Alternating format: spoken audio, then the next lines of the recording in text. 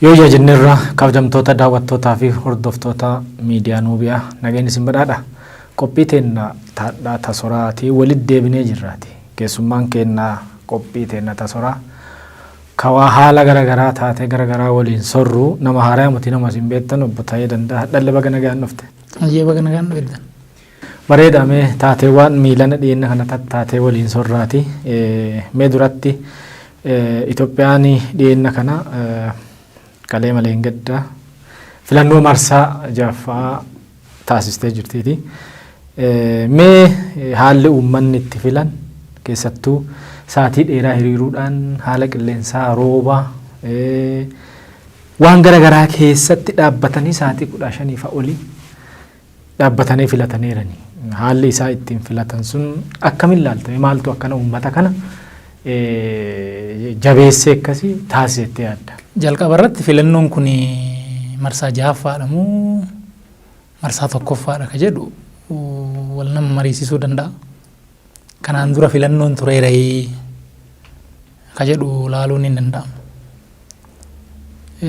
Filannoon bilisummaadhaan bakka boordiin filannoo bilisa ta'etti, bakka manni murtii bilisa ta'etti, bakka jaarmiyaaleen dimokiraasii bilisa ta'anitti taasifamee filannoon kun ka jalqabaati jechuu hin dandeenya. Guyyaa kana arguudhaaf uummanni Itoophiyaa yoo xiqqaate waggaa 50 waggaa 60 oliif ilmaan isaa wareegee jira, biyyaa itti baqatee jira, makaraa lakkoofsa hin qabne argee jira. Mootummaa ofiin ijaarrachuudhaaf jechuudha. So wanni inni halkan sa'aatii 11tti ka'ee haga deebi'ee halkan lammaffaa sa'aatii 4tti dhaabbatee filannoo kana eegeef gatiin guyyaa kana ittiin ga'e qaalii akka ta'e waan beekuuf tokko kana. Lammaffaa immoo filannoo inni gatii guddaadhaan jijjiirama inni gatii guddaadhaan fide kan harkatti busheessanii ati hin beektu nutu sii beekaa, mootummaa kee mootummaa sii ta'uu nutu filee sii kaaya malee si miti hin filatu warri jedhee alarraa ergaa itti dhaame ture. Lakkii gooftaan Itoophiyaa anaa gooftaa biraan qabnu birmadummaa keenya irratti nama ajajuu hin danda'u, filannoo naa dheeratu haa gabaabbatu, haa godhamuu hin godhamini, namni biraa nutti himuu hin danda'u, nutu beekkata dhimma keenya ka jedhuun xiiqii kanaan bahee dubartiin bakka filannootti deesse jirti. Jaartiin uleedhaan dhadhaabbattee kukkufaa dhaqxee filtee galte jirti. Namni rooba keessa aduu keessa vulcheraan harkifamee deemee filee galee jira. Kun guyyaa referendamiiti. Uummanni Itoophiyaa har'aan duuba harka keenyaan sagalee keenyaan mootummaa filannu malee nama humnaan nutu isinii beeka jedhu hin barbaannu jedhee sagalee isaa dhageessifachuuf waan kana godhe akkanatti ulaalan gaariidha dheeti. Gaariidha mee filannoon kun ulaagaa idil addunyaatiin akkamiin madaalama? Warri gariin filannoo kana ulaagaan guutuu hin taajjabnu ka jedhu turee jira. Gamtaan Awurooppaa fa'a filannoo bara wayyaanee ka mircaa boordiin koomishiniin mirga namoomaa manni murtii hundi somba wayyaaneetiin hafuura baafachaa itti ture san ka miidiyaan ukkaamamee itti ture san dhufee taajjabaa bahee filannoon suni nagaa qabeessaa ulaagaa guutee jira jedhee ibsa kennaa bahee barana bakka jaarmiyaaleen dimokiraasii of danda'anii bilisummaadhaan dhaabbatanitti bakka dirreen dimokiraasii bal'atetti bakka miidiyaadhaaf qilleensi banametti miidiyaa hawaasaa miidiyaa idilee akka fedhetti namni ergaa dabarfachuu danda'etti gabayaan yaadaa bakka itti bal'atetti filannoo kana hin taajjabnu warra jedhe jira. Haa ta'u immoo warri dhufee taajjabe warri akka gamtaa Afrikaa East Africa Stand by Force warri kun dhufee ilaalee jira. filannoon kun filannoo Afrikaadhaaf fakkeenya ta'uu danda'u akka ta'e himanii jiranii miidiyaaleen addunyaa sadarkaa Afrikaa keessatti mul'atee hin beekneen waan kana laayivii garsiisanii jiranii akkaataa namni itti hiriire akkaataa namni ifaaf bilisan baalota booksiin ifa taa'e namni sagalee itti kennee ba'u kana hunda argisiisanii jiranii kun ulaagaa kamiinuu Itoophiyaan biyya dimokiraasii irratti gorsan odoo hin ta'in biyya dimokiraasii nama barsiiftu akka taate addunyaadhaaf agarsiisee jira jechuudha. Gama biraatiin immoo miidiyaaleen hedduun irratti hirmaateera. Miidiyaan biyya keessaa miidiyaan biyya alaallee iteetu immoo keessattuu miidiyaan gara lixaa kun miidiyaaleen tokko tokko filannoo kana gara Tigraayitti harkisuu rakkoo waraana beela jira jedhanii jecha filannoo yoo dubbatanu rakkoo naannoo Tigraayii jala buusanii maaf akkana walitti maxxansuu barbaadan sitti fakkaata? Kuni waan gaafiif dhiyaatullee natti hin fakkaatu. Jarri intarestii yookaan fedhii bakka bu'an qabu. Abbaa qabu. Abbaan isaanii Itoophiyaa irratti mootummaa muuduu barbaada. Abbaan isaanii Itoophiyaa irratti mootummaa muuduuf immoo waan Itoophiyaan ofiif tolfattu kana busheessutu irra jira. San gochuu fi waan kana godhu jechuudha. Dimokiraasii kana filannoo kana akkaataan inni itti gaggeeffame ifaaf bilisa ta'uusaa haqa qabeessa ta'uusaa argaa turanii dhaabbatanii gabaasaa turanii so waan kana bakka kanatti hatamee bakka kanatti waliin dhahamee wanni jedhan hin turre gaafa sun dhabame maaliin xiqqoo guraachessina xiqqoo xureessina jedhanii yoo yaadan wanni amma naannoo Tigraay juntaan xiqqoo bakka bakkatti waa warraaqu sun fi deebi'ee immoo beela jedhanii wanna isaan wannoo keessatti qabatan sun isaan itti maxxansanii gatii filannoo kanaa bu'aa filannoo kanaa gadi buusanii ammas ajandaa isaanii Itoophiyaa irratti dhiibbaa goonaa bulchiinsa Itoophiyaa kan harka micciirre kan Itoophiyaadhaaf ijaarame odoo hin ta'in kan fedhii keenya tarkaanfachiisu kanuuf gajjedhee ajajamu mootummaa biyya kanarratti ijaarraa jedhanii yaadan san ammas abjuu san keessaa turuudhaaf waan kana gochuu jiru jechuudha. So ergamni isaanii ifa. Wanni fedhe bareenni yoo biyya kanatti ta'e haga fedhii isaaniitii walitti hin galinitti gaariidha jedhanii himuu hin danda'an. Dansa ammoo ta miidiyaa yoo achi irraa baane warroonni paartilee morkattootaa jennuuni akkuma jedhan san warri duraan dorgomaa ta'anii turan bara wayyaaneetu warri dorgomaa turan dhiyeenya kan ammoo barana filannoo keessaa if baasanii warri turan amma ammoo namoonni tokko jarreen tokko filannoon immoo jajaan booda yoo hin ta'ini ta'uu qabaa biyya tana badaa jedhaa jiru ammas bifaadhaan dhufaa jiru kanarra maal jetta? Kuni waan baay'ee nama dinquu miti. Warra amala uummata Itoophiyaa hin beeknetu uummata Itoophiyaa bulchuudhaaf poolitikaa sukkuuma. Uummanni Itoophiyaa hubannoon isaa bakka inni gahe quban qaban. Uummanni Itoophiyaa gaafa diinni amma fedhe garaagarummaa keessoo isaatiitti yoo qabaate amma fedhe rakkoo fedhe keessa yoo jiraate qaala'insi jireenyaa yoo itti jiraate yoo dhibeen fedhe itti jiraate yeroo sanitti uummanni Itoophiyaa daran tokkummaa isaa jabeessee cichoominaan akka dhaabbatu quban qabu warri. So uummata Itoophiyaa odoo hin ta'in wanni isaan yaadan warra biyya alaa kanatu keessattuu warra dhihaa kanatu poolitikaa Itoophiyaa qajeelchaa jedhanii yaadu. Warri isaan abdatanis isaan aangottis isaantu nu fida jedhanii yaadu. Malee uummanni Itoophiyaa nu filateetti achirraan aangoo qabannee biyya bulchina ka jedhu yaadan qaban. So waan jarri fedhu akka jarri fedhutti taanee akkasitti mijanneeti jarri yoo nutti amanee kaan irraa buusee nu kaa jedhanii yaadu. Bakka san irraa ka'aniitti gaafa filannootti hirmaadhaa jedhaniin didan.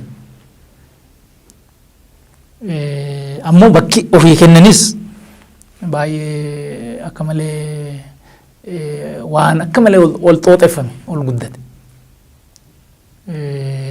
Nu filannoo kana hirmaachuu baannaan filannoo kana keessaa nu dhabamnaan laftiyyuun sossootii waaqnu hin dheekamaa jedhaniitti yaada turan. Gaafa immoo filannoo kana aguma itti deemamaa dhufeen namni siin galmaa'u yoo galmaa'es baheen filatu jechaa turanii gaafa itti deemamaa dhufee haalli gaafa jijjiiramu gaabbii jalqaban odoo seennee jiraanne an jedhu keessa nu dogoggorsanii jedhanii warra isaanii amatu keessa isaantu nu dogoggorse malee silaa seenne filannoo tana keessa sagalee 20 taatu 30 taatu hin dhabnuyyuu an jedhu ture hin beekama hin dhaga'ama. Garuu immoo gaafa miidiyaatti as bahanii yaa warra alaa dhaga'u wannoo gochuudhaaf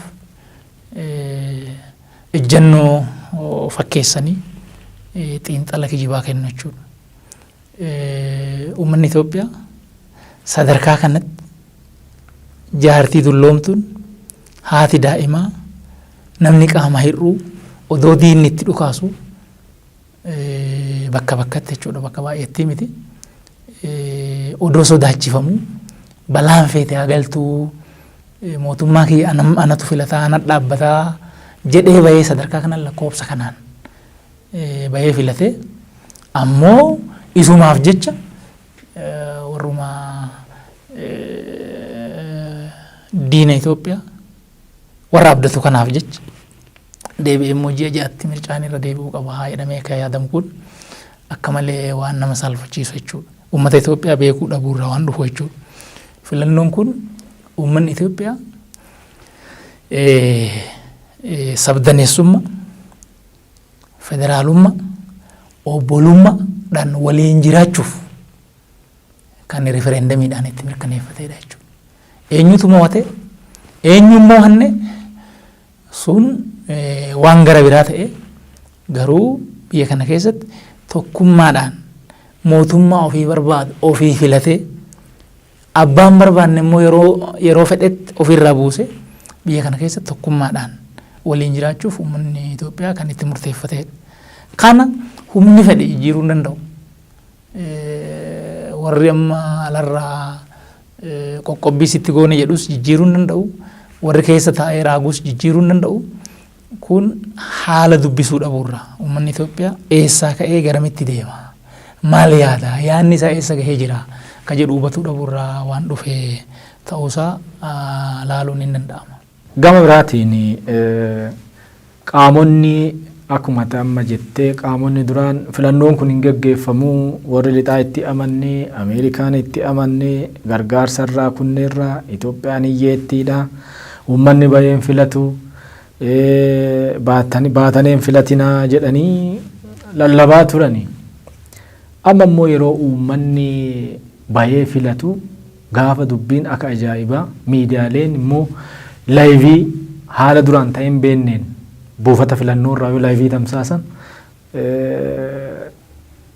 taajabdoonni biyyoota Afrikaa irraa biyyoota adda addaa irraa biyya keessarra yoo irratti hirmaatanii bifa duraan ta'een beenne yoo ta'ani dafanii immoo ajandaa tokko uumanii Hacaaluu Boo'icha gooticha artist Hacaaluu Hundeessaati Boo'icha ajandaa uumanii gadi baane.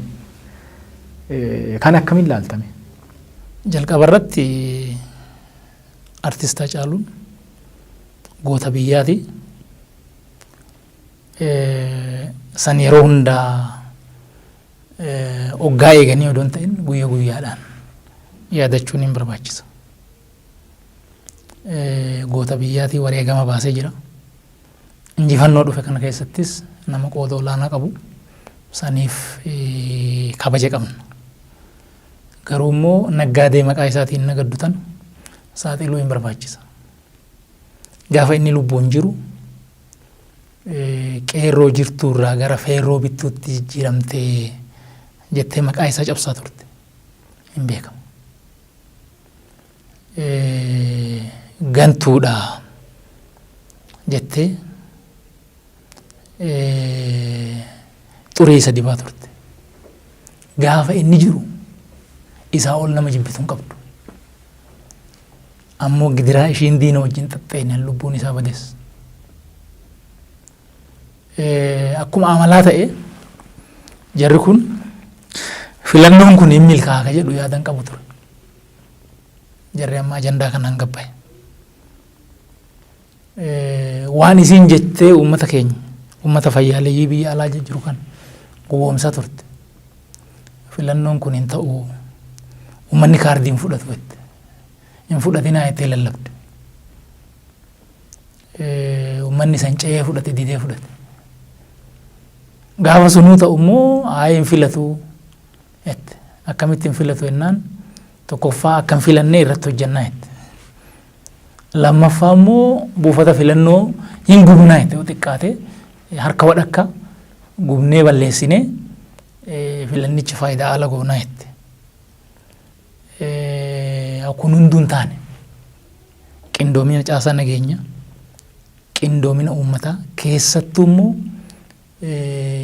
wareegama dargaggoonni keenya baasaniin filannoon kun bifa nama ajaa'ibuun bifa addunyaa rifaasiseen gaggeeffamee nagaan xumuramee jira. Amma waan sobaa bayan san akkanan jenne meerri akkasiin jettan san ta'ee jedhee namni akka hin gaafanne maal godhan daddafanii dubbii kana achumatti dhiisanii ajandaa biraa fuudhanii ol ba'an jechuudha. Waan saniin horii baay'ee guurrataniiran baay'ee walitti qabataniiran horii nyaatamee dhumee jira. Eessa dhaqee wanni nuun jettan sun meerre ta'ee maa sobdanii akka namni hin jenne maal godhan isa achumatti dhiisanii ajandaa bo'aa hanbiraa fidatanii dhufan. Ajandaa bo'aa hanbiraa fidatanii dhufan. Maqaa gootaa qabatanii as ba'an. Jaalala isaatiif miti ittiin nagaduuf. Ittiin nagaduuf. Innaa uummanni keenya itti baree jira waan jara. Uummata keenya amma gowwoomsuu hin danda'ani. Uummanni keenya uummanni Oromoo uummanni biyya kanaa akkuma walii galaatittu siyaasa naggaadee baree jira. Waan isaa ta'u beeka. Waan isaa ta'u beeka. Kanaaf kijiba akkasii jala namni deemu hin jiru. Of dura maaliin inni barbaachisu? Of dura wanni barbaachisu waan barbaadu irratti ejjennoo fudhatee jira. Nagaa isaa jabeeffatee itti fufu uummanni keenya misooma jalqabeen jabeeffata. Hunda olitti tokkummaa isaa hin tikfata. Akka waliigalaatitti obbolummaadhaan jaalalaan biyya isaa eeggata. Gaaffilee qabnu xumuruu fi mee kana booda maaltu ta'a jettuu dhaamsa keessan keetillee wal qabsiisiitii fi qalsiisii waan daawwattoota fardootoota kennaan jettu. Kanatti aanee I think warri filannoo kana gufachiisuu fi warri yaade